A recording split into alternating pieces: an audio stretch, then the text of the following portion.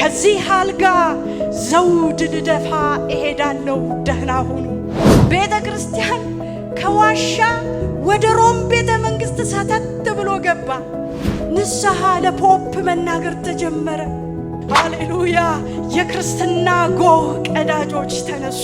ጽድቅ በእምነት ነው። ጀስቲፊኬሽን ባይ ፌዝ። ወንጌላችን ያድናል። ወንጌላችን ነፃ ያወጣል። ወንጌላችን ከስራት ይፈታል። ወንጌላችን በጨለማ ያሉትን ወደ ብርሃን ያመጣል። ሞት ግን ዘውድ ምንደፋበት፣ ሞት ግን ወደ ተሻለ ህይወት ምንሸጋገርበት፣ ሞት ግን የሚናፍቀንን ክርስቶስ የምናገኝበት ነው።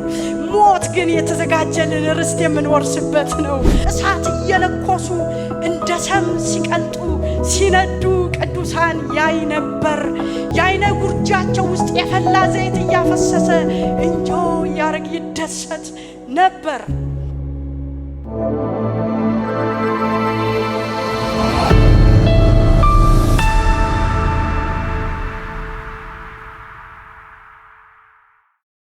ዛሬ ደግሞ እንደገና እንድናመልከው በፊቱ እንድንሆን እድል ስለሰጠን ስሙ ይባረክ። በቅዱሳን ህብረት መካከል መገኘት መታደል ነው። በጦርነቱ ጊዜ እዚህ የቀሩ ወገኖች እዚህ ተሰብስበው ሲያመልኩ በዚህ ተገኝቼ ማምለክ በጣም ናፍቅ ነበር። ግን ቤቴ ሩቅ ስለነበር መምጣት ስለማልችል በጣም አዝን ነበር እና ለቅዱሳን ህብረት ለዚህ ጉባኤ ትልቅ ዋጋ ትልቅ ክብር አለኝ። ጤነኞች እግዚአብሔር ደግሞ እድል የሰጣችሁ ደግሞ በነፃነት ለመውጣት ለመግባት እድል የሰጠን ሰዎች ሁሉ ጊዜ የእግዚአብሔር ቤት መገኘት ሚስ እንዳታደርጉ በጌታ ፍቅር እጠይቃችኋለሁ። እግዚአብሔር ይባርካችሁ። ዛሬ ማካፍላችሁ ቃል ክርስትናና ወንጌል የሚል ነው። መነሻዬ የማቴዎስ ወንጌል ምዕራፍ 16 ከቁጥር 13 ጀምሬ ቃሉን አነበዋለሁ። እንደዚህ ይላል። ኢየሱስም ወደ ፊልጶስ ቂሳሪያ አገር በደረሰ ጊዜ ደቀ መዛሙርቱን ሰዎች የሰው ልጅ ማን እንደሆነ ይሉታል ብሎ ጠየቀ። እነርሱም አንዳንዱ መጥምቁ ዮሐንስ፣ ሌሎችም ኤልያስ፣ ሌሎችም ኤርምያስ ወይም ከነቢያት አንዱ ነው ይላሉ አሉት። እርሱም እናንተስ እኔን ማን እንደሆኑ ትላላችሁ አላቸው። ስምዖን ጴጥሮስም መልሶ አንተ ክርስቶስ የሕያው እግዚአብሔር ልጅ ነህ አለ። ኢየሱስም መልሶ እንዲህ አለው፣ የዮና ልጅ ስምዖን ሆይ በሰማያት ያለው አባቴ እንጂ ሥጋና ደም ይህን አልገለጠልህምና ብፁዕ ነህ። እኔም እልሃለሁ አንተ ጴጥሮስ ነህ፣ በዚህችም ማለት ላይ ቤተ ክርስቲያኔን እሰራለሁ፣ የገሃነምም ደጆች አይችሏትም። የመንግስተ ሰማያትን መክፈቻዎች እሰጥሃለሁ። በምድር የምታስረው ሁሉ በሰማያት የታሰረ ይሆናል፣ በምድርም የምትፈታ ሁሉ በሰማያት የተፈታ ይሆናል ይላል። አንተ ክርስቶስ የሕያው እግዚአብሔር ልጅ ነህ አለ። ኢየሱስም መልሶ እንዲህ አለው፣ የዮና ልጅ ስምዖን ሆይ በሰማያት ያለው አባቴ እንጂ ሥጋና ደም ይህን አልገለጠልህምና ብፁዕ ነህ። እኔም እልሃለሁ አንተ ጴጥሮስ ነህ፣ በዚች ዓለት ላይ ቤተ ክርስቲያኔን እሰራለሁ፣ የገሃነም ደጆችም አይችሏትም ብሎ የእግዚአብሔር ቃል ይናገራል። በመጽሐፍ ቅዱሳችን ውስጥ ለመጀመሪያ ጊዜ በዚህ ክፍል ጌታ ኢየሱስ ክርስቶስ በገዛ አንደበቱ ቤተ ክርስቲያኔን ብሎ ሲናገር እንመለከተዋለን። የቤተ ክርስቲያን ባለቤት እግዚአብሔር መሆኑን በዚህ ንግግሩ ላይ አበክሮ ይገልጻል። ቤተ ክርስቲያኔን ብሎ ይናገራል። ሐዋርያው ጳውሎስም በብዙ መልእክቶቹ ላይ ቤተ ክርስቲያን የእግዚአብሔር መሆኗን ሲናገር እንመለከታለን። እንግዲህ ቤተ ክርስቲያን የተመሰረተችው እግዚአብሔር ለሐዋርያው ጴጥሮስ በገለጸው መገለጥ ላይ ነው። ይሄ መገለጥ ምንድነው? አንተ ክርስቶስ የሕያው እግዚአብሔር ልጅ ነህ የሚለው ነው። ሃሌሉያ! ኢየሱስ ክርስቶስ ጌታ ነው። ቤተ ክርስቲያን የተመሰረተችበት ይህ አለት የሕያው እግዚአብሔር ልጅ የሆነው ኢየሱስ ክርስቶስ እንደሆነ በዚህ ክፍል ላይ እናያለን። ኢየሱስ ክርስቶስ የእርሱን ቤተክርስቲያን የመሰረታት በእርሱ ማንነት ላይ ነው። ምን በሚለው ማንነቱ ላይ? አንተ ክርስቶስ የሕያው እግዚአብሔር ልጅ ነህ በሚለው ማንነቱ ላይ። ስለዚህ የቤተክርስቲያን መሰረት ሕያው አለት የሆነው ማን ነው? ኢየሱስ ክርስቶስ ነው። ስሙ ይባረክ። ከዚህ መሰረት በቀር ማንም ሌላ መሰረት ሊመሰርት አይችልም። ከዚህ መሰረት ሌላ የተመሰረተ ቤተክርስቲያን ሊባል አይችልም። ሃሌሉያ።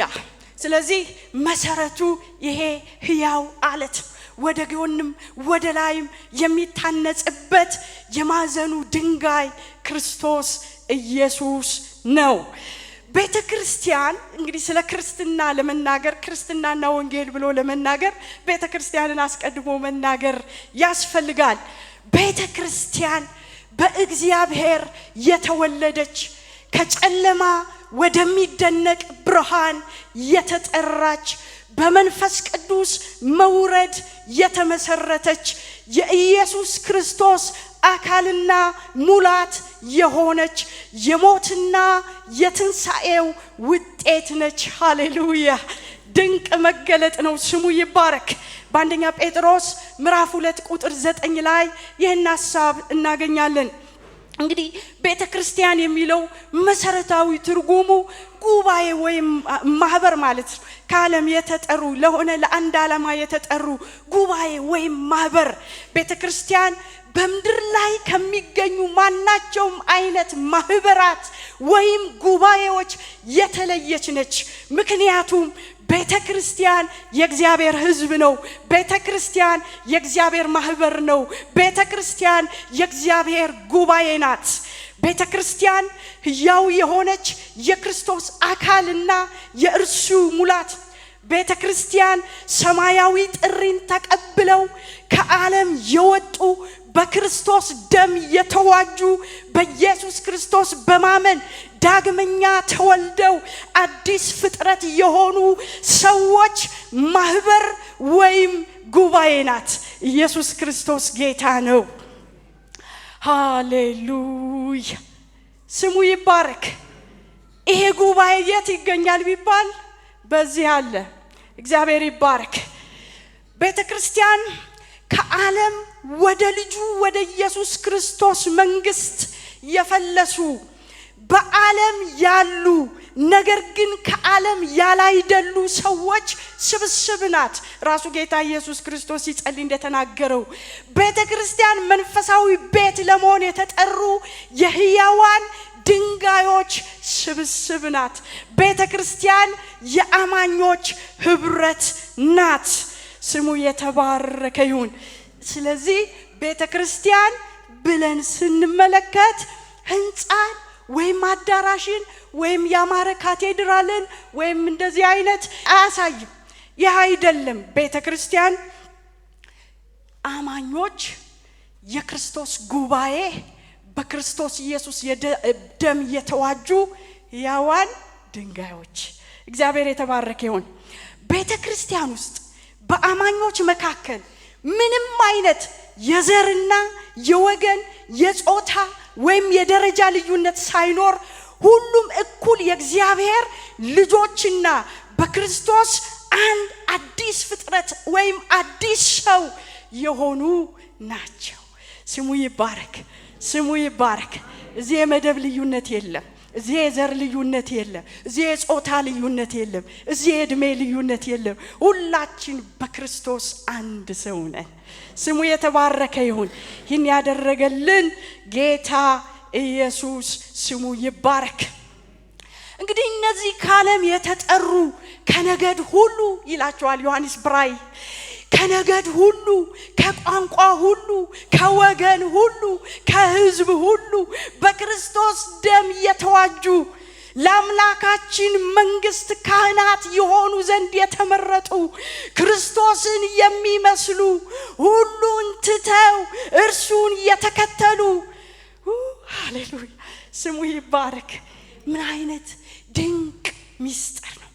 ከዓለም የተጠራን ከነገድ ሁሉ ከቋንቋ ሁሉ ከወገን ሁሉ ከሕዝብ ሁሉ በክርስቶስ ደም የተዋጀን ለአምላካችን መንግስት ካህናት እንሆን ዘንድ የተመረጥን ምንኛ መታደል ክርስቶስን እንድንመስል ሁሉን ትተን እርሱን የተከተልን በእውነት ደስ ይበለን። ስለዚህ ድንቅ ጥሪ ስለዚህ ድንቅ መልካም እድል ስሙ የተባረከ ይሁን እና እነዚህ ክርስቶስን የተከተሉ እንደነዚህ አይነት አማኞች በአንጾኪያ ከተማ ለመጀመሪያ ጊዜ ክርስቲያን የሚል መጠሪያ አገኙ። በሐዋርያት ሥራ ምዕራፍ 11 ቁጥር 26 ላይ በዚህ ስም ከመጠራታቸው በፊት ደቀ መዛሙርት ቅዱሳን ወንድሞች የጌታን መንገድ የሚከተሉ የእግዚአብሔርን ስም የሚጠሩ በመባል ይጠሩ ነበር። ነገር ግን በአንጾኪያ ከተማ ለመጀመሪያ ጊዜ እነዚህ ክርስቶስን ይመስላሉ ብለው ሲሉ ክርስቲያን አሏቸው። እንግዲህ ክርስቲያን ማለት ምን ማለት ነው? የክርስቶስ ተከታይ ማለት።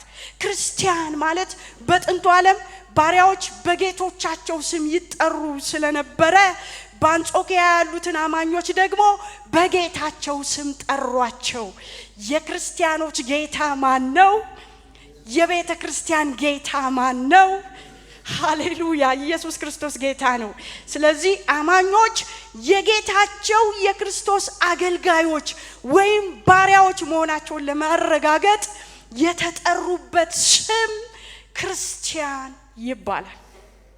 እግዚአብሔር የተባረከ ይሁን። ስለዚህ ክርስትና ድንቅ ነገር ነው። አንዳንድ የታሪክ ጸሐፊዎች ክርስትናን ሲገልጡት እንዲህ ብለው ይናገራሉ። ዶክተር ጄአይ ፓከር የተባሉ ዕውቅ ሰባኪ የነገረ መለኮት ሊቅና ጸሐፊ ሲናገሩ ስለ ክርስትና እንዲህ ይላሉ።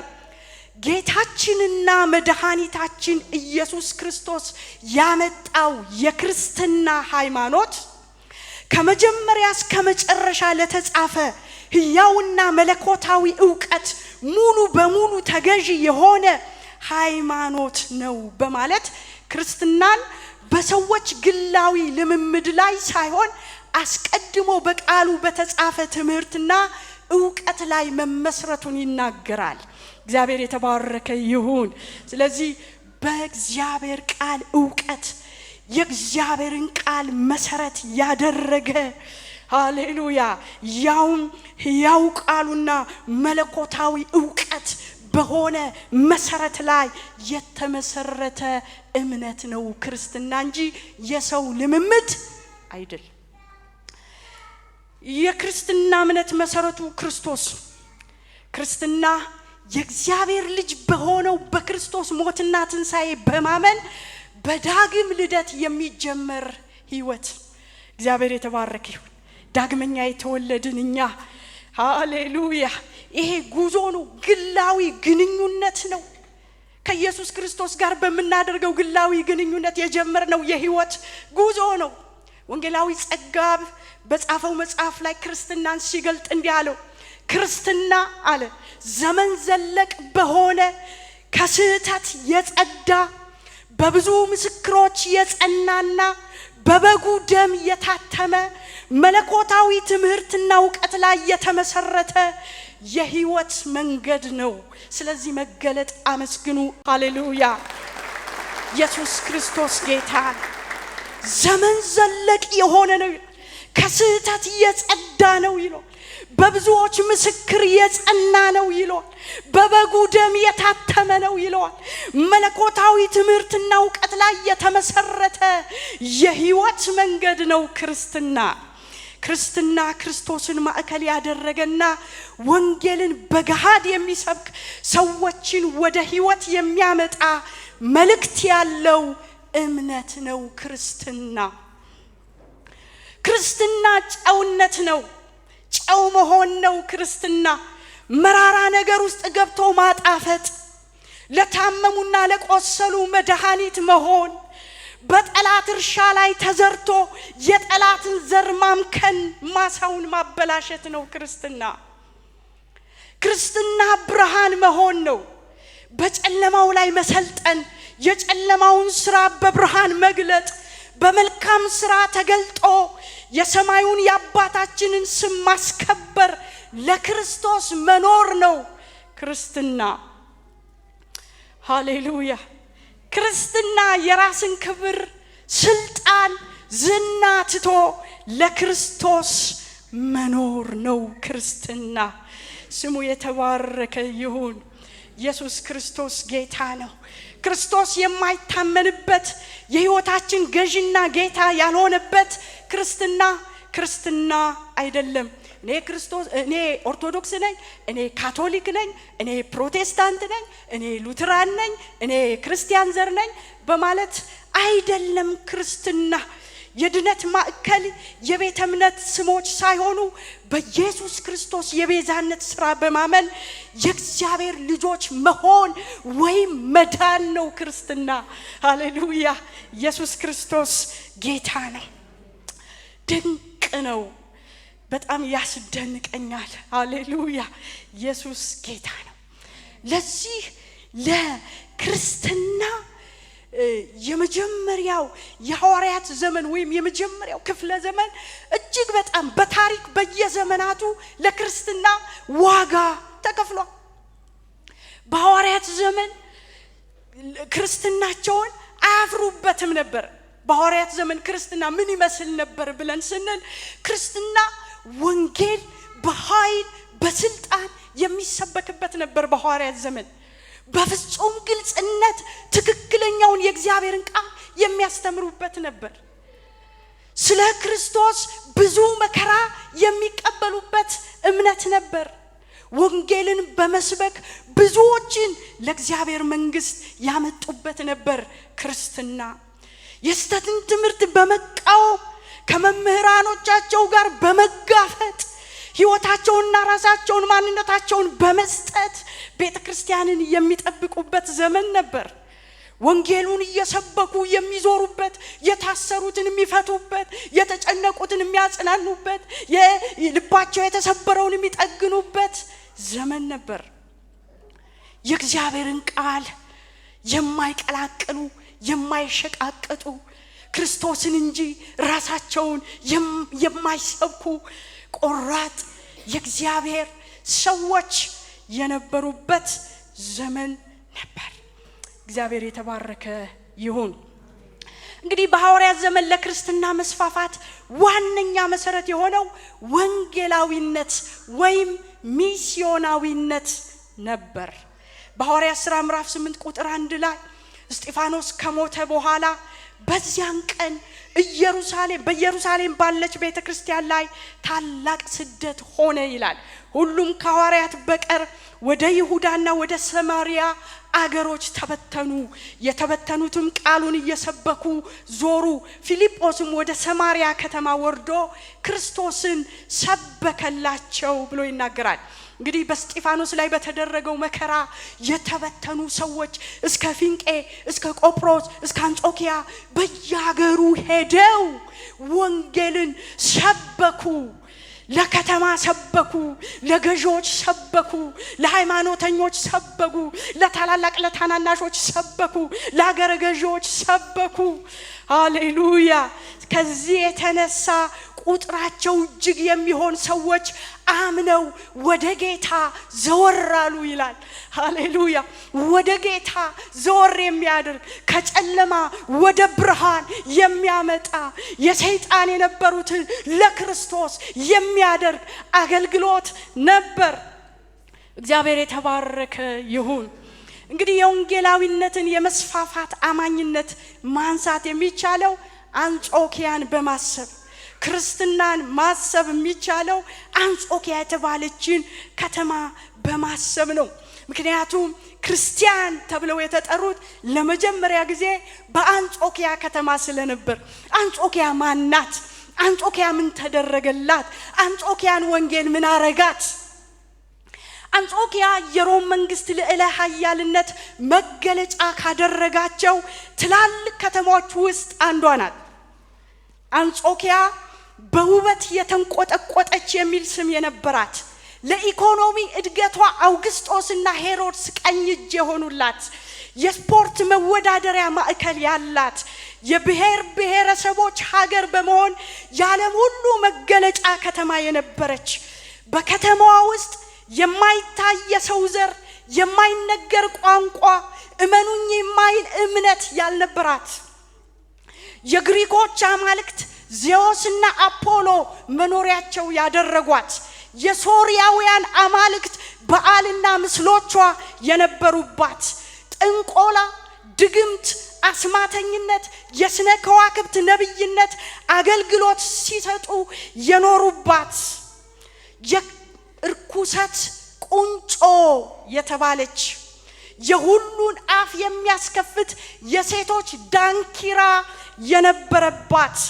ብዙ አማልክት ብዙ ጌቶች ብዙ ፍልስፍናዎች ብዙ ነገሮች በተከማቹባት በዚች ከተማ ወንጌል ገባ በክርስትና እምነት ተወረሰች ወንጌል ነካት ወንጌል አገኛት በአንጾኪያ ከተማ የተፈጠረች ቤተክርስቲያን ወንጌልን ወደ አሕዛብ ሁሉ ወደ አረማውያን ሁሉ የማዳረስ ኃላፊነት ወስዳ የዘመተች ቤተክርስቲያን ናት የወንጌል ስርጭት ዋና ጽፈት ቤት የተመሰረተባት ሆነች ሃሌሉያ ኢየሱስ ክርስቶስ ጌታ ነው የወንጌል ተልኮን እስከ ምዕራብ አውሮፓ ሮም ስፔን መነሻ አድርገው ሁሉን የወረሰች ከተማ ሆነች በሚስዮናዊነት የተልኮ ዘመቻ ዋነኛ የሆነውን ሐዋርያው ጳውሎስን የላከች የአንጾኪያ ቤተክርስቲያን ነች ሲጾሙና ሲጸልዩ ሳሉ መንፈስም እኔ ለጠራኋቸው ስራ ባርናባስንና ጳውሎስን ለዩልኝ አለ ሃሌሉያ ኢየሱስ ክርስቶስ ጌታ ነው ስለዚህ አንጾኪያ ቤተክርስቲያን የነቢያት የመምህራን መፈልፈያ ሆነች እረ ኢየሱስ ክርስቶስ ጌታ ነው ስለዚህ አንድ ቴኒ የተባለ ሰው ስለ አንጾኪያ ማስታወሻ ሲጽፍላት እንዲህ አላት የሚስዮናውያን መገኛ የድሆች ታዳጊ ለወንጌል ስርጭት ሸክም ሚዛኑን የጠበቀ እድገትን የምትተገብር የከተማው የእግዚአብሔር መንግስት ወኪል ይህን ስም ያሰጣት ማን ነው ወንጌል ነው የርኩሰት ቁንጮ ለሆነች ለአንጾኪያ የድግምትና የመተተኞች የሟርተኞች መናኸሪያ ለሆነችው ለአንጾኪያ ብዙ እስረኞች የነበሩባት አንጾኪያ አመጽና ግፍ የነበረባት አንጾኪያ የወንጌል ከተማ የድሆች ታዳጊ የክርስትናን እምነት የምትተገብር የእግዚአብሔር መንግስት ወኪል አረ ለደሴ ከተማ ይህንን ያድርግ ደሴ እግዚአብሔር መንግስት ወኪል ትባል ደሴ ሚዛኑን የጠበቀ እድገት የምትተገብር ትባል ደሴ ለወንጌል ስርጭት ሸክም ትባል ደሴ የሚስዮናውያን መገኛ ትባል ደሴ የድሆች ታዳጊ ትባል ደሴ በክርስቶስ ወንጌል ትወረስ በዚህ አይነት ሁኔታ በሐዋርያት ዘመን ቤተክርስቲያን ታድግ ታሸንፍ ትበዛ ነበር እያደገች ሄደች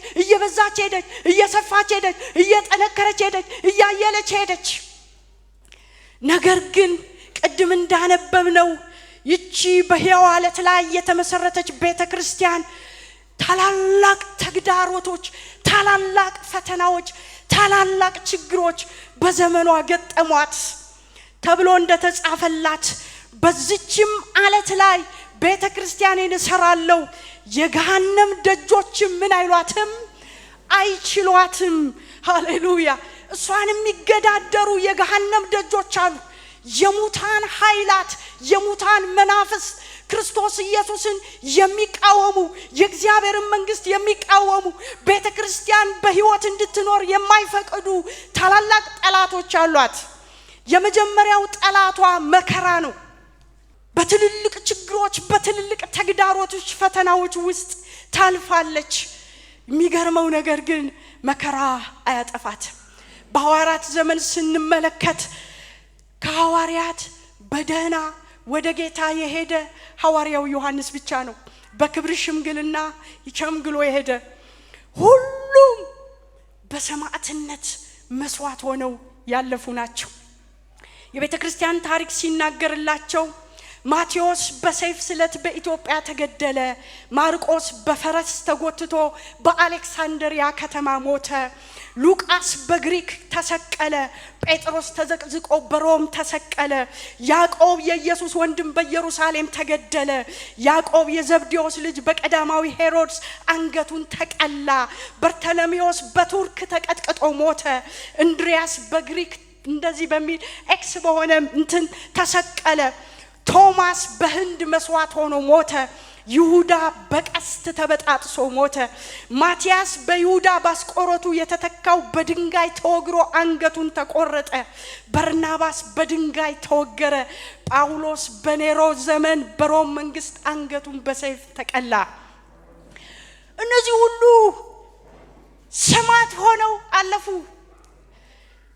ስለወደዳቸው ጌታ እነሱ እሱን መውደዳቸውን አይናገሩም፣ ግን እሱ እንዴት እንደወደዳቸው ይናገሩ ነበር። ሃሌሉያ! ይሄ ሁሉ መከራ እየደረሰባቸው ማልፉት መከራ የለም። ይደበደባሉ፣ ይገረፋሉ፣ ከሀገር ሀገር ይንከራተታሉ፣ ይሰደዳሉ፣ ይጨነቃሉ። ግን በወደደን በርሱ ካሸናፊዎች እንበልጣለን እያሉ ሃሌሉያ! ኢየሱስ ክርስቶስ ጌታ ነው። ራሳቸውን ለመስዋዕትነት ይሰጡ ነበር። ቀኑን ሁሉ ይገደሉ ነበር፣ ይሰደዱና ይንከራተቱ ነበር። እኛ ያየነውንና የሰማነውን ከመናገር ዝም አንችልም ይሉ ነበር። እስራት ነህ ዝም እኮ ማለት አንችልም።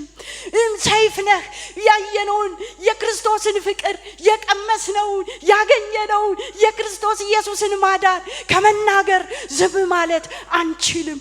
ወህኒና እስራትና ስደትና መከራና ጭንቀትና ዝም ማለት አንችልም። ሃሌሉያ! ኢየሱስ ክርስቶስ ጌታ። ክርስትናና ወንጌል በመከራ እንደ ሰደድ እሳት እየተቀጣጠለ መጣ። በመከራ ውስጥ ቤተ ክርስቲያን እያበበች እየበረታችና እየጠነከረች መጣች። መከራ ቤተ ክርስቲያንን ሊያሸንፋት አልቻለም። ይሄ ገሃነም ደጅ አንዱ መከራ ነበረ፣ ግን ሊቋቋማት አልቻለም። ኢየሱስ ክርስቶስ ጌታ ነው። ደማቸው ጠብ ብላ በፈሰሰችበት ስፍራ ሁሉ ፍሬያቸው ይንጀረገግ ነበረ፣ ብዙዎችን ያፈሩ ነበረ። ኢየሱስ ክርስቶስ ጌታ ነው።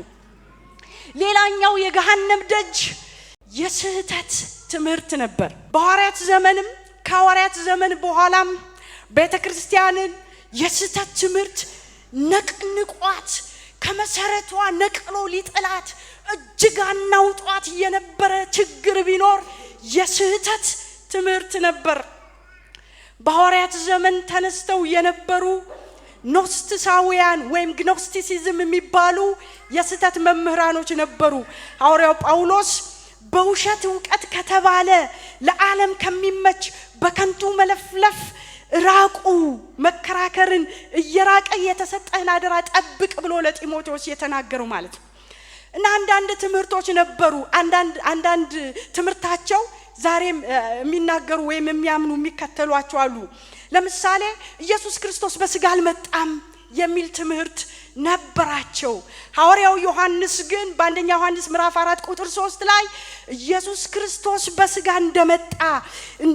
እንደመጣ የማይታመን መንፈስ ሁሉ ከእግዚአብሔር አይደለም፣ ይህም የክርስቶስ ተቃዋሚው መንፈስ ነው። ኢየሱስ ክርስቶስ በስጋ አልመጣም ማለት ሰው አልሆነም ማለት እኛ ልንድን አንችልም። ስለዚህ ይህን ትምህርት ሐዋርያው ዮሐንስ ሲቃወመው እንመለከታለን። ሌላኛው ሙታን በስጋ አይነሱም ይሉ ነበር። አንዳንዶች አሁንም ይላሉ ሙታን በስጋ አይነሱም፣ ትንሣኤ ከዚህ በፊት የሆነ የተፈጸመ ነው እያሉ ያስተምሩ ነበር። መንፈሳዊ ትንሣኤ ብቻ እንጂ በስጋ መነሳት የሆነ ትንሣኤ የለም እያሉ ያስተምራሉ። በሁለተኛ ጢሞቴዎስ ምዕራፍ 2 ቁጥር 18 ላይ ሄሜኔዎስና ፊሊጦስ እነዚህም ትንሣኤ ካሁን በፊት ሆኗል ያሉ ስለ እውነት ስተው ያንዳንዶችን እምነት ይገለብጣሉ ብሎ ሐዋርያው ጳውሎስ ትምህርታቸውን ሲቃወም እናያለን። በአንደኛ ቆሮንቶስ ምዕራፍ 15 ከቁጥር 12 እስከ 50 ሰፊ የትንሣኤ ነገር ይዘርዝራል። ቁጥር 17 ላይ ሙታን የማይነሱ ከሆነ ክርስቶስ አልተነሳማ፣ ክርስቶስ ካልተነሳ እምነታችሁ ከንቱ ናታ፣ እስካሁን ድረስ በኃጢአታችሁ አላችሁ። እንግዲያስ በክርስቶስ ያንቀላፉት ደግሞ ጠፍተዋል። በዚች ሕይወት ብቻ ክርስቶስን ተስፋ ያደረግን ከሆነ ከሰው ሁሉ ይልቅ ምስኪኖች ነን ይላል። ክርስቶስ ካልተነሳ ከንቱ ነን። ስለዚህ የሙታን ትንሣኤ አለ፣ የሥጋ ትንሣኤ አለ። የሚሞተው የማይሞተውን፣ የሚበሰብሰው የማይበሰብሰውን ለብሰን ምን እንላለን? በአዲስ አካል ምን እንላለን? በትንሣኤ አካል ምን እንላለን? እንነሳለን። ኢየሱስ ክርስቶስ ጌታ ነው። ሁሉን ማድረግ ይቻላል። የዳነው ነፍሳችን ነው፣ መንፈሳችን ነው። ስለዚህ በስጋችን እንዳሻችን መሆን እንችላለን የሚሉ ነበሩ። ሐዋርያ ጳውሎስ ግን አትሳቱ፣ አመንዝሮች የእግዚአብሔር መንግስት ምን አይሉ? ይህን ወቁ፣ አመንዝራ ቢሆን ወይም ርኩስ ወይም የሚመኝ እርሱም ጣዖትን የሚያመልክ በክርስቶስና በእግዚአብሔር መንግስት ርስት የለውም። ይሄ ልናስብ ይገባል። ሌላው ትልቅ የቤተ ክርስቲያንን መሰረተ እምነት ሊያናጋ ተነስቶ የነበረ የአሪዮስ ትምህርት። ስለ አሪዮስና የአሪዮስ ትምህርት ጋሽ በላይ በቅድስት ሥላሴ የጻፈው መጽሐፍ ላይ እጅግ አብራርቶ ጽፎታል። በዚያ ሄዳችሁ ማየት ትችላላችሁ። አሪዮስ የተባለው ሰው በአፍሪካ ሰሜናዊ ክፍል ታሉማይስ፣ በዚህ ዘመን ሊቢያ ተብላ በምትጠራው ሀገር ምስራቃዊ ክፍል በ250 እንደተወለደና በ336 ዓመተ ምህረት በቁስጥንጥንያ በ86 ዓመቱ እንደሞተ ታሪክ ይነገርለታል። የሰው የእስክንድሪያ ከተማ ቄስ ወይም ሽማግሌ ነበር ይባላል። የዚህ ሰው ትምህርቱ እግዚአብሔር ስራውን ሁሉ ከመጀመሩ በፊት ወልድን የፍጥረት ሁሉ መጀመሪያ አድርጎ ፈጠረ። ስለሆነም ወልድ የእግዚአብሔር ልጆች ተብለው ከሚጠሩት ሁሉ ትልቁና በአባቱ ዘንድ እጅግ የተወደደ ፍጡር ነው የሚል ነው። የእግዚአብሔር የመጀመሪያ ፍጡር በኩር የሆነ ፍጡር ኢየሱስ ክርስቶስ ነው። ወልድ ደግሞ መንፈስ ቅዱስን ፈጠረ። እግዚአብሔር ፍጥረቱን ሁሉ በወልድና በመንፈስ ቅዱስ አከናወነ የሚል ትምህርት ነበረው። አብ በትክክል አብ የሆነውና አባት የተባለው ወልድን ከፈጠረ በኋላ ነው የሚል ትምህርት ነበረው። ኢየሱስ የእግዚአብሔር ልጅ የሚባለው በጸጋ እንጂ በባህሪ ከአብ ስለተወለደ አይደለም። አሪዮስ የኢየሱስን የአብ የባህሪ ልጅነት ይክዳል። አንዳንዶች የባህሪ ልጅ የሚባል አናውቅም ይላል። የባህሪ ልጅ ብሎ ነገር የለም ይላል።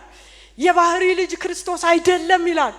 የአሪዮስ ትምህርት እንጠንቀቅ። ኢየሱስ የእግዚአብሔር ልጅ ለምን እንደተባለ ሲያብራራ ከእግዚአብሔር ስለተወለደ በመልክና በክብር ስለሚመስለው በባህሪ ስለሚስተካከለው ሳይሆን እግዚአብሔር በጸጋው እንደ ልጁ ስለሚያየው ነው ብሎ ያስተምራል። ይሄ የአሪዮስ ትምህርት ነው። እግዚአብሔር ወልድንና እግዚአብሔር መንፈስ ቅዱስን ፍጡር ነው ብሎ ያምናል። ኢየሱስ ክርስቶስ የባህሪ ልጅ አይደለም ብሎ ያስተምራል። ይሄ ቤተክርስቲያንን በጣም ያናጋ የአሪዮስ ትምህርት ነበር። ነገር ግን የሚገርማችሁ ምንም ቢያናውጣት ምንም ቢንጣት ነገር ግን የቤተ ክርስቲያንን አስተምህሮ ለመጠበቅ የተጉ በ325 ዓመተ ምህረት 318 የሚያህሉ ጳጳሳት በኒቂያ ከተማ ማለት በታናሿ እስያ በዚህ ዘመን ደግሞ ቱርክ ተብላ የምትጠራ ሀገር አትናቴዎስ የተባለ ዲያቆን በኋላም የእስክንድሪያ ጳጳስ የሆነ አገልጋይ በክርክሩ ላይ ኢየሱስ ክርስቶስ ከእግዚአብሔር ጋር የተካከለ ነው፣ ከአብ አያንስም፣ ከእግዚአብሔር አብ ጋር እግዚአብሔር ወልድ ኢየሱስ ከዘላለም ጀምሮ የሚኖር ነው በማለት የኢየሱስ ክርስቶስን ከአብ ጋር የተካከለ መለኮት የሆነ የባህሪ ልጅ እንደሆነ አረጋገጠ። እግዚአብሔር የተባረከ ይሁን። በ325 ዓመተ ምህረት የነበሩ እነዚህ 318 ጳጳሳት አንዳንዶቹ አይናቸው የወጣ፣ አንዳንዶቹ እጃቸው የተቆረጠ፣ እግራቸው የተቆረጠ፣ ታላላቅ ጠባሳ በሰውነታቸው ላይ የነበረ፣ ስለ ወንጌል ታላላቅ መከራ ተቀብለው የነበሩ የእምነት አባቶች ዛሬ የምናምንበትን የእምነት መግለጫ አስቀመጡልን። ሃሌሉያ! ለዚህ ነው በእምነት መግለጫችን ላይ ስለ ኢየሱስ ክርስቶስ መለኮትነትና ፍጹም ሰውነት የምናምነው። የእምነት መግለጫችን ምን ይላል?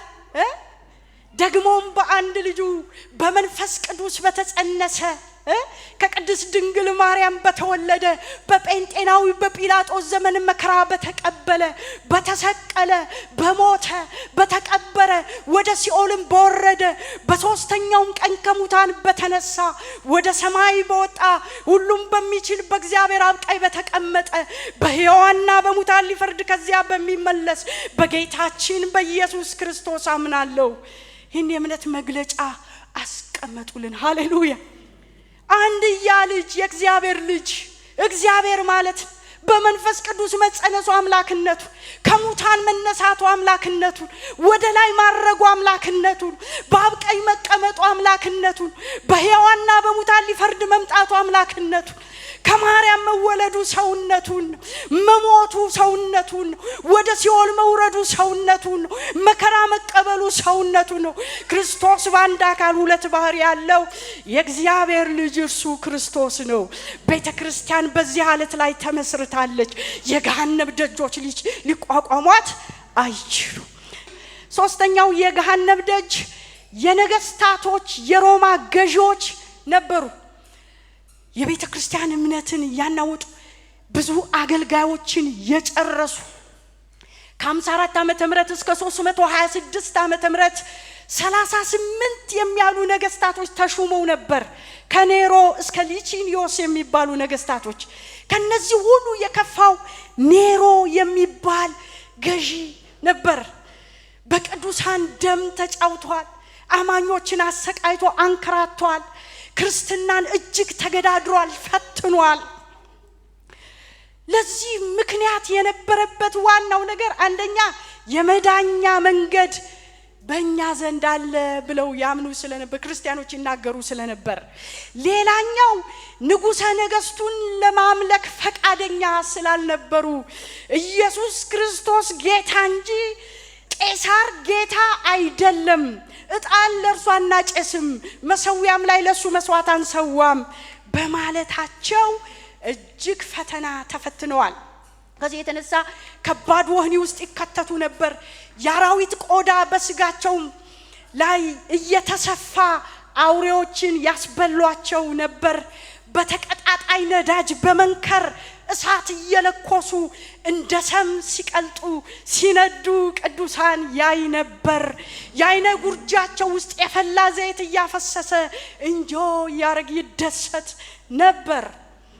ክርስትና ዋጋ የተከፈለበት እምነት፣ ስለሚወዱት ጌታ ነፍሳቸውን ሰጥተዋል። ከሱ በኋላ የተተካ ዶሚሽን የሚባል ሐዋርያው ዮሐንስ በፍጥሞ ደሴት እንድታሰር ያደረገ ግብይትን ይከለክላቸው ነበር። የዜግነት መብታቸውን ይከለክላቸው ነበር። ኦ ክርስትና ያለንበት ስፍራ ዋጋ የተከፈለበት ስፍራ ነው። በዚህ ሁሉ ግን ክርስቲያኖች እያለቁ ይበዙ ነበር ተብሎ ተጽፎላቸው፣ እግዚአብሔር የተባረከ። እያለቁ ግን ይበዛሉ። በምድር ማህፀን ውስጥ ሆኖ በካታኩሙ ዋሻ ብርሃናዊ ንጹህ አየር ያገኙ እየተጨነቁ ግን ይበዙ ነበር። ወይ ክርስትናን በመከራ ማጥፋት አይቻል። ሌላኛው የክርስትና ተግዳሮት የገሃነም ደጅ የፈላስፋዎች ፍልስፍና። በተለይ አንድ ቮልቴር የተባለ ፈረንሳዊ ከዓለማችን ዕውቅ ፈላስፋ የነበረ ሰው ክርስትናን ከምድረ ገጽ አጠፋለሁ ብሎ ተነስቶ የነበረ ሰው ነው። ምን ይላል? ክርስትናን ከዓለም ለማጥፋት እሁድን ማጥፋት አለብን ብሎ ያምናል። በፈረንሳይ ውስጥ ያሉ መጽሐፍ ቅዱሶችን ሰብስቦ በማቃጠል ከመቶ ዓመታት በኋላ መጽሐፍ ቅዱስን በቤተ መዘክር ብቻ የሚገኝ መጽሐፍ ማድረግ፣ አንድ የዱሮ ያረጀ የበሰበሰ መጽሐፍ ሙዚየም ላይ ተቀምጦ ሰው የሚጎበኘው መጽሐፍ አደርገዋለሁ አለ። ሐዋርያት የመሰረቱት ክርስትና በኔ በቮልቴር ብዕር ይደመሰሳል አለ። አይ ፈላስፋ በክርስትና ላይ ያለውን የንቀት ቃል ሲገልጽ ለመገንባት 12 ሐዋርያት የጠየቀው ግዙፍ ህንጻ እኔ በአንድ እጄ አፈራርሰዋለሁ አለ። ይሄ ምኞቱና ዓላማው ሳይፈጸም ግን ታሞ ሞተ። ኢየሱስ ክርስቶስ ጌታ። ፍልስፍና የክርስቶስን ወንጌል ሊቃወም ይችላል፣ ግን ሊያጠፋ አይችልም። በአንድ እጄ በአንድ ብሬ ሲል ወየው እያለ እየጮኸ የሞተ ነው። ፈላስፋዎች በፍልስፍናቸው ለማጥፋት ሲሞክሩ መጽሐፍ ቅዱስ እንኳን ሙዚየም ተቀምጦ የሆነ ቤተ መዘክር ተቀምጦ የሚጎበኝ ሳይሆን ሃሌሉያ ቢያቃጥሉት ቢያስሩት ቢያሳድዱት በዚያ በቀበሩት መቃብር ላይ ሆኖ የሚያብብ የሚያፈራ የሚለውጥ የሚበዛ ያው መጽሐፍ ዛሬም በእኛ እጅ ገባ። ኢየሱስ ክርስቶስ ጌታ ነው። ከኛም በኋላ ትውልድ ይከተለዋል፣ ትውልድ ያመልከዋል፣ ትውልድ ያምነዋል። ያው ነው ይሄ እግዚአብሔር ቃል። ሃሌሉያ ኢየሱስ ክርስቶስ ጌታ ነው። እንዲያሉ ፈላስፋዎች ወየው ዋይ ያሉ እየጮሁ ሲሞቱ ክርስቶስን በማመን ከዚህ ምድር ወደዛኛው የተሻገሩ የመጨረሻቸው ቃል የሚያስደንቅ ነበር። እንዲህ ብለው እየተናገሩ ወደ ጌታ ሄዱ። ቤኤን ባክል የተባለ ሰው ፀሐይ በመጥለቅ ላይ ነች፣ የኔዋ ፀሐይ ግን በመውጣት ላይ ትገኛለች። ከዚህ አልጋ ዘውድ ልደፋ እሄዳለሁ፣ ደህና ሁኑ። ሃሌሉያ ተኝቶ ከዚህ አልጋ ላይ የሚሄደው ዘውድ ልደፋ ነው፣ የሕይወት አክሊል ይጠብቀኛል፣ ደህና ሁኑ። ሞት እኮ እዚህ ዘመን ላይ እንደርግማን ሞት እኮ እዚህ ዘመን ላይ የሆነ የእግዚአብሔር ቁጣ የእግዚአብሔር መዓት እያረግን እየቆጠርን፣ ሞት ግን ዘውድ ምንደፋበት፣ ሞት ግን ወደ ተሻለ ህይወት ምንሸጋገርበት፣ ሞት ግን የሚናፍቀንን ክርስቶስ የምናገኝበት ነው። ሞት ግን የተዘጋጀልን ርስት የምንወርስበት ነው። ሃሌሉያ። እና ሌላው ደግሞ ምን አለ ዶክተር ኩለን የተባለ የመጽሐፍ ኃይል ቢኖረኝ መሞት እንዴት አስደሳች እንደሆነ እገልጽ ነበራል። እግዚአብሔር ይባረክ። ሞትን የማይፈራ ክርስትና ብቻ ጌታ ይባረክ። እንዲህ አይነት የሚገርም እምነት ነው ያለንበት ስፍራ፣ ምን ቀልድበት አይደለም። የመጨረሻው ክርስትናን የተገዳደረ የገሃነም ደጅ ለቤተ ክርስቲያን የተሰጠ የነጻነት አዋጅ ነበር።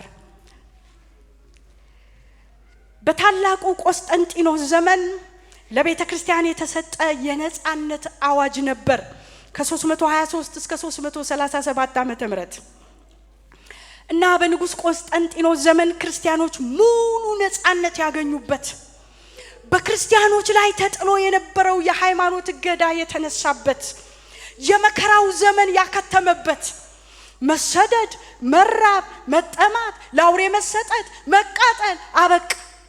ይልቁንም ክርስትናን መቃወም ወንጀል የሆነበት ዘመን መጣ። ታሪክ ተገለበጠ። የሚገርም ቤተ ክርስቲያን ከዋሻ ወደ ሮም ቤተ መንግስት ሰተት ብሎ ገባ። ቤተ ክርስቲያን የሰፋፊ ቦታዎች፣ ህንፃዎች፣ የብዙ ንብረት ባለቤት ሆነች። ትላልቅ ካቴድራሎችን ለመገንባት እድሉን አገኘች። የረፍት የፎይታ ዘመን መጣላት ቤተ ክርስቲያን። እንዲያውም ከመንግስት ካዝና ለአገልጋዮች ይሄ በጀት ቀለብ የሚሰፈርበት ዘመን መጣ። ቤተክርስቲያን ነፃ ሆነች። ይሄ ነፃነት ለ1000 ዓመታት የዘለቀ ነፃነት ነበር። ግን ይገርማል፣ ስሙ ነፃነት ነው እንጂ ለቤተክርስቲያን የጨለማ ዘመን ተብሎ የሚጠራ ዘመን ነበር። ቤተክርስቲያን በዚህ ዘመን መንፈሳዊ ሙት የሆነችበት፣ ወንጌልን የጣለችበት፣ እንቋ ከጇ የወደቀበት፣ ክርስትና የሰፊው ሕዝብ የጅምላ እምነት የሆነበት፣ ያለ ዳግም ልደት ክርስትናን የተቀላቀሉበት፣ መንግስት አዋጅ ስለወጣ የመንግስት እምነት መልካም ነው ብለው ወደ ክርስትና የመጡበት፣ ንጉሠ ነገስታቱ የጳጳሳት ሁሉ ጳጳስ በማድረግ በቤተ ክርስቲያን ላይ መሾም የተጀመረበት፣ የዓለማዊነት የመንፈሳዊነት ድንበር መለየት ያልተቻለበት፣ ዓለማዊነት የሲመት ሩጫ፣ የባዕድ አምልኮ፣ የስም የስልጣን የዝና ናፍቆት ቤተ ክርስቲያን ህይወት ውስጥ ሰተት ብሎ የገባበት፣ ቤተ ክርስቲያንን አደጋ ላይ የጣለበት የነፃነት ዘመን መጣ። በቤተ ክርስቲያን መካከል ለተፈጠሩ ችግሮች የመንግስት ጣልቃ ገብነት እንደ መፍትሄ ሆነ ተወሰደ። እንደውም ይሄ ንጉስ ቆስጠንጢኖስ አንዱን ጳጳስ ይሄ የስተት ትምህርት ያመጣውን አርዮስን የጌታ ራስ ስጠው መስጠት አለብህ ብሎ ትእዛዝ አዘዘው። ጳጳሱ ግን ንጉስ ሆይ እኔ አንተ ቤተ መንግስት ውስጥ ገብቼ መንግስትህን ማስተዳደር እንደማልችል ሁሉ አንተም ቤተ ክርስቲያን ውስጥ መጥተህ ቤተ ክርስቲያንን ማዘዝ አትችልም። ኢየሱስ ክርስቶስ ጌታ ሃሌሉያ። እና ያዙ ነበር፣ ባለስልጣን ሆነው ነበር። ምእመናን ለመጽሐፍ ቅዱስ ባዕድ የሆኑበት ዘመን ነበር። መጽሐፍ ቅዱስ ገዳም ብቻ የሚገኝበት፣ መጽሐፍ ቅዱስ ለአማኞች እንግዳ የሆነበት፣ ሌሎች ትውፊትና የሰው የጻፏቸው ገድላ ገድሎች ከመጽሐፍ ቅዱስ ጋር እኩል የሆነበት፣ እንዲያውም ቤተ መንግስት ለመግባት ትኬት የሚሸጥበት ዘመን መጣ። ለሞተው ዘመዳቸው ለራሳቸው በትኬት መንግስተ ሰማይ ለመግባት ትኬት መግዛት ተጀመረ። በዚህ ሽያጭ ከዓለም ድንቃ ድንቅ ከተባሉት ህንፃ አንዱ በሮም የሚገኝ የካቶሊክ ቤተክርስቲያን ነው። በዚህ ገንዘብ የታነጸ ቤተክርስቲያን ንስሐ ለፖፕ መናገር ተጀመረ። ፖፑ ፍጹም ጻድቅ ነው እንከን የለበትም መባል ተጀመረ። እንዲና እንዲያ የመሳሰሉ ትልልቅ ችግሮች ቤተክርስቲያን ውስጥ ገባ። ቤተክርስቲያን በጨለማ ተዋጠች። ያበቃላት ያከተመላት መሰለች ቤተክርስቲያን። ለሹመትና ለስልጣን ብቻ ሲሉ እየገቡ የሚሾሙ ስልጣን የሚሰጡ ሰዎች ነበሩ። የሚገርመው ነገር ነፃነት የሚመስል ቤተክርስቲያንን ወደ ጨለማ ይዟት የሄደ ነገር ግን አሁንም ቢሆን የገሃነም ደጅ የሆነው ይሄ ነገር ቤተክርስቲያንን ሊያሸንፋት አልቻለም። ጌታ ይባረክ። አሁንም ጋሽ በላይ በጻፈው መጽሐፍ ላይ በአንደኛውና በሁለተኛው መቶ ክፍለ ዘመን ቤተክርስቲያን በዓለም ውስጥ ሆና ዓለምን ትዘውር ወይም ታሽከረክር ነበር። ከሶስተኛው መቶ ክፍለ ዘመን መጀመሪያ አካባቢ ጀምሮ ግን በታላቁ ቆስጠንጢንያ አዋጅ የተገኘውን ነፃነት እንደ መሸጋገሪያ ድልድይ በመጠቀም ዓለም በቤተ ክርስቲያን ውስጥ ሆና ቤተ ክርስቲያንን ማሽከርከር መዘወር ጀመረች ብለው ጽፈውልናል ጋሽ በላይ። እግዚአብሔር ይባርክ። ዓለም ቤተ ክርስቲያን ውስጥ ገብታ ቤተ ክርስቲያንን ማሾር እንደ እንዝርት ማዞር ጀመረች። ቀደም ባለው በእምነት አባቶች ግን ዓለምን ትዘውር ታሽከረክር ነበር በጽድቅ ሕይወት። አሁን ግን ዓለም ቤተ ክርስቲያንን በአመጽ በርኩሰት በግፍ በነውር በክፋት ማሽከርከር ጀመረች። አጀንዳዎቿ ተለወጡ። እንደው ምቃቃ የሚመስል ነገር ማርያም አምላክ ናት ሰው መልአክ አንድ መርፌ ላይ ስንት መልአክ ይቆማል? መልአክ ስንት ክንፍ አሏቸው? ምናምን የሚል ተረት ማምጣት ጀመሩ። ለንጉስ ስገዱ አሉ፣ ለስዕል ስገዱ አሉ፣ ለእንጨት ለመስቀል ስገዱ አሉ። ነገር ግን የእምነት አባቶች በቃ ሃሌሉያ እግዚአብሔር የተባረከ ይሁን። ልክ ይሄ ጨለማና ሌሊት ሲላቀቅ ጎህ ቀደደ እንደምንለው ክርስትናና ጨለማን የሚያላቅቁ ሃሌሉያ የክርስትና ጎህ ቀዳጆች ተነሱ። ኢየሱስ ክርስቶስ ጌታ ነው። ከሉተር በፊት ቀደም ብለው የተነሱ እነ ጆን ዊክሊፍ እነ ሃንሰን እነ ደቂቀ እስጢፋኖስ የሚባሉ ነበሩ። ኢትዮጵያዊ ናቸው። እስጢፋኖስ ለመስቀል አንሰግድም ለንጉሥ አንሰግድም ብለው ተወግረው የተገደሉ። ከዚያም በኋላ ሉተር የተባለ ሰው ተነሳ። አንድ ብርሃን በራለት። እኔም ማውቀው የሮሜ መጽሐፍ ምዕራፍ 1 ቁጥር 17 ነበር እንደበራለት። ጋሽ በላይ የጻፈው መጽሐፍ ላይ መዝሙር በቅንፍ 31 ቁጥር 1 ላይ አብሮ እንደበራለት ጽፏል። እግዚአብሔር የተባረከ ይሁን።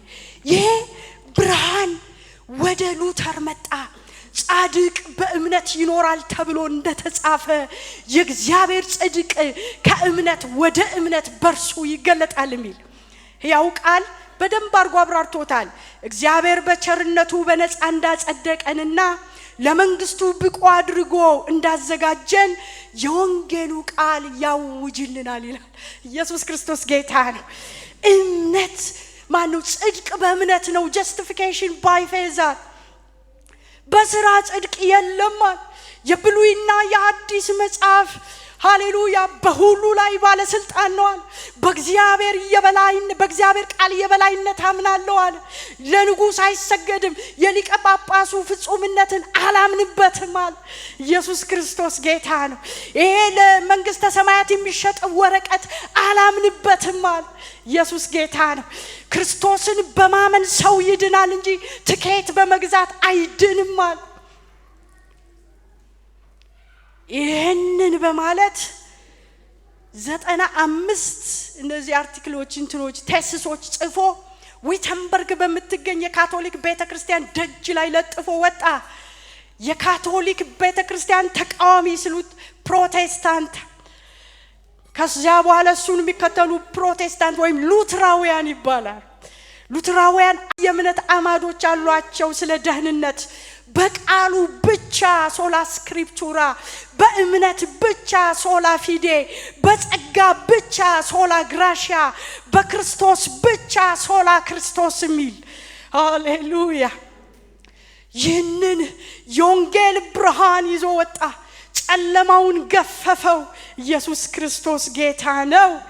ስለዚህ ሉተር ይህን እምነት ይዞ ወጣ። እንደ አውሮፓውያን አቆጣጠር በ1555 ዓመተ ምህረት የኦግስበርግ የእምነት መግለጫን መሰረት በማድረግ ሉትራውያን ህጋዊ አማኞች እንዲሆኑ በአውሮፓ እውቅና ያላቸው አማኞች እንዲሆኑ አዋጅ ወጣ። ስሙ የተባረከ ይሁን። ያ ብርሃን ዛሬም ለኛ ደረሰ።